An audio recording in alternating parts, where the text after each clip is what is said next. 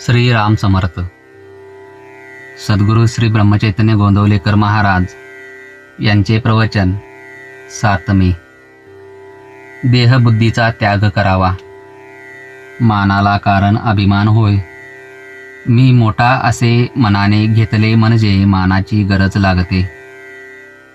हा अभिमानच भगवंताच्या आणि आपल्यामध्ये आड येतो. हा अभिमान घालवायला गुरु आज्ञेत राहणे, त्यांना शरण जाणे आणि त्यांनी सांगितलेली साधने करणे हे उपाय आहेत.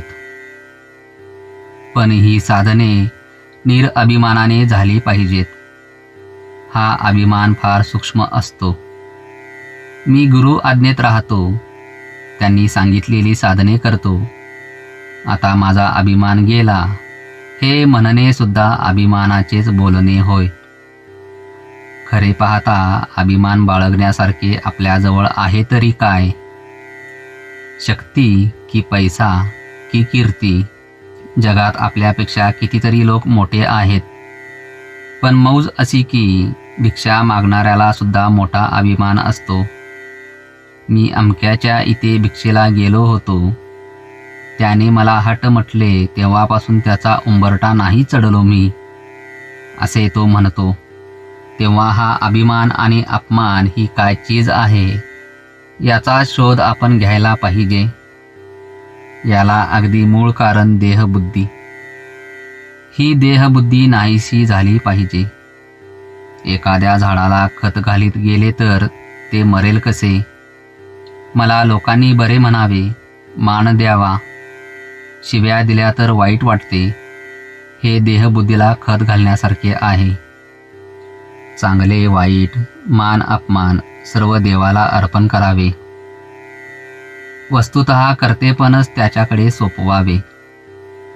म्हणजे त्या कृत्याचे परिणाम मनावर होऊ देऊ नयेत.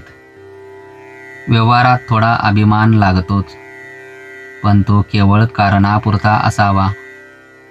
वरिष्ठाने नोकरांशी वागताना अभिमान पाहिजे, पण तो तितक्याच पुरता.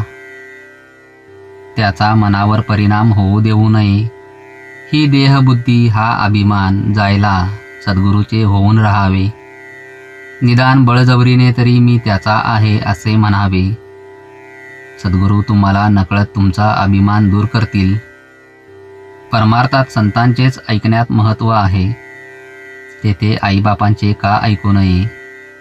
तर ज्याचे मन त्याच्या ताब्यात आहे, ज्याचे मन स्थिर झाले आहे किंवा ज्याचे मन नेहमी भगवंतापाशी आहे, अशाचेच ऐकण्यात विशेष आहे.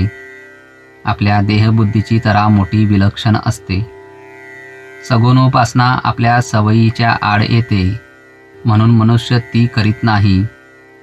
फारच सोपे म्हणून तो भगवंताचे नाम घेत नाही, आणि फुकट काय जेवायला घालायचे म्हणून तो अन्नदान करीत नाही. असा मनुष्य फुकटच जायचा. देहबुद्धीला ताळ्यावर आणण्यासाठी संतांच्या ग्रंथांच्या वाचनाची गरज आहे. पहाट झाली की थोडा उजेड, थोडा अंधार असतो. त्याप्रमाणे सध्या आपली स्थिती आहे. देहबुद्धीच्या अंधारात भगवंताच्या स्मरणाचा किंचित उजेड आहे. हा देहबुद्धीचा अंधकार जाऊन पूर्ण प्रकाश दिसायला भगवंताच्या अनुसंधानासारखा दुसरा कोणता उपाय असणार? जय जय रघुवीर समर्थ.